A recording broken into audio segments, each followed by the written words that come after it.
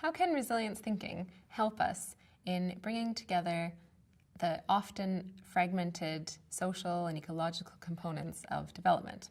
In this chapter, I'm going to present one tool that we've developed to help us do this.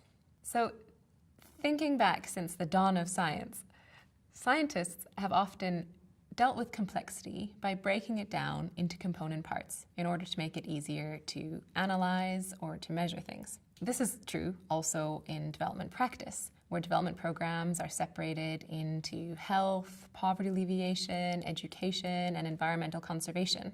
And then as or transdisciplinary researchers and practitioners, we often work really hard to stitch these components back together again. One of the ways that we can address this is in changing the way that we frame problems, which will also influence how we think about and implement solutions. So, for example, imagine a beautiful landscape with a lot of biological and cultural diversity, but that's also characterized by extreme and persistent poverty. Often, this is conceptualized and oversimplified into a so-called poverty trap, an undesirable state that exists under a certain economic threshold, such as $1 or $2 a day. That type of conceptualization of poverty, even though it's very well accepted that poverty is much more multidimensional and multifaceted, and of course Amartya Sen won the Nobel Prize for conceptualizing poverty as the lack of capabilities. But despite all of that understanding and acceptance, we continue to conceptualize poverty in very simplified ways because it's easy to measure. This leads to certain types of interventions. So in this case, for example, a certain type of cash input, or in the case of increasing agricultural production to alleviate poverty and hunger through increasing agricultural production. But the types of interventions to increase agricultural production, which may include agrochemical packages or hybrid or introduced seeds, which may be effective in some contexts, may also be harmful in others and actually reduce biodiversity or change cultural practices. So these are some of the multidimensional dynamics and contexts that we tried to take into account in a recent publication where we used resilience thinking to overcome some of these pitfalls and limitations in a few distinct ways. So first, how to address multidimensionality and how resilience thinking can help us do this. Resilience thinking can also help us inform theories of change, particularly through conceptualizing different development pathways. And finally, how we operationalize context really matters.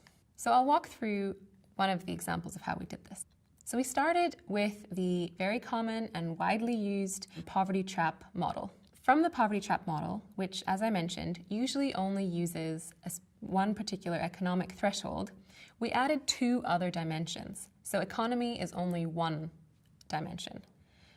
But the economy is embedded within society, and society can't exist without the biosphere. It depends on the biosphere.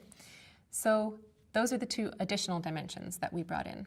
Society, or which we called cultural capital, and which we operationalized through knowledge, and the ecological system, which we operationalized through biodiversity. So the second way that we used resilience thinking was to conceptualize different alleviation pathways. So in what we call a type 1 pathway, this is the very common and, well, the most common intervention style that is used to overcome a poverty trap, which is a push over the barrier.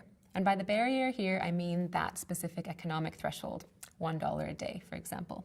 So a push over the barrier would be some sort of asset input, such as an improved seed.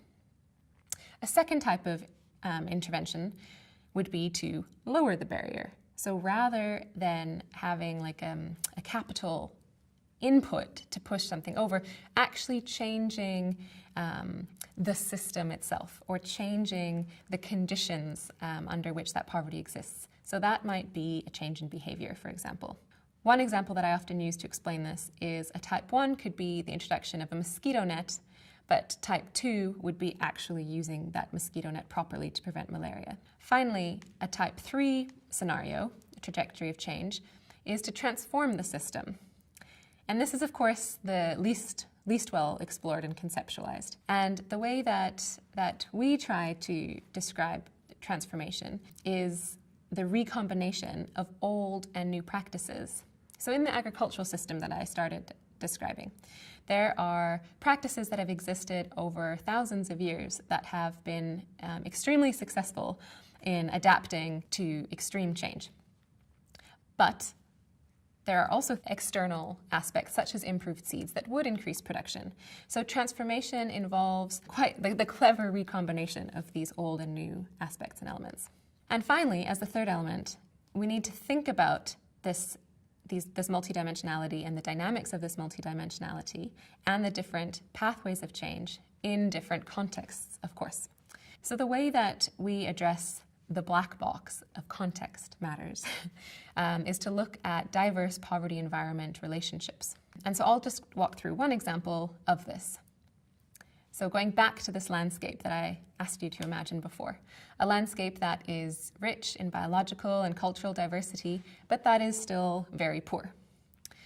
So what would happen if there's a conventional input, such as an improved seed variety, into this landscape, where people are poor, but they don't degrade the land, they actually take care or steward that land.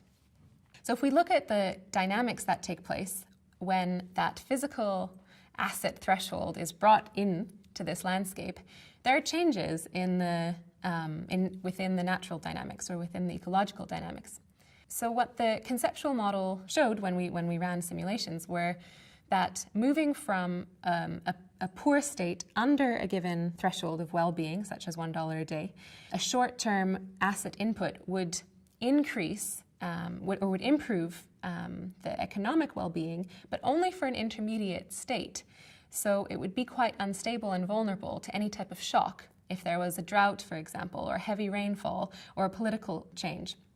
The system would quickly move back into a poor state, but even worse, because of the improved seed variety, for example, it may have decreased the natural capital. And when I say system here or state, we don't specify exactly because it's quite a generic conceptual model, but we talk about a household, for example, or a community. So the take-home with the outcome of this model was that an asset input may not only have destructive aspects on the environment, but would actually also increase the likelihood of poverty in the long term. So the insight that emerges from here is that interventions that ignore nature and culture can actually reinforce poverty. So to pull these different dimensions together and how resilience thinking can help us implement development that is different and more transformative is to look at how the multidimensionality of poverty interacts with each other. Economic well-being interacts with ecological dynamics, which interacts with cultural dynamics. They are interdependent and cannot be separated. We can conceptualize diverse alleviation pathways and what the effects of those pathways might be on the different dimensions. But how these play out, how the dimensions play out, depending on the different alleviation pathways, will depend on the poverty-environment relationships or the context in which this takes place. And some of the key insights from this work have been, like the one I walked through, that interventions that ignore nature and culture can reinforce poverty. And in those cases, transformative change might be necessary, and that transformative change can open up new pathways for more sustainable poverty alleviation. So this recombination of traditional practices with new practices. So not saying that development interventions aren't necessary, they often absolutely are, but that they should also take into consideration the cultural and traditional knowledge that exists in a place. And finally, asset inputs can be effective in certain contexts, such as many documented cases in sub-Saharan Africa, where improved seed varieties or agrochemicals can improve well-being also in the longer term. So to conclude, this is just one example of how we've found that resilience thinking and using even simplified conceptual tools like this can help us move beyond oversimplified representations of poverty as a dimension of economic well-being only and start to understand the dynamic interactions with nature and culture. And it will be interesting to see where further research like this goes and also how these types of tools might be useful for development in practice. Thank you.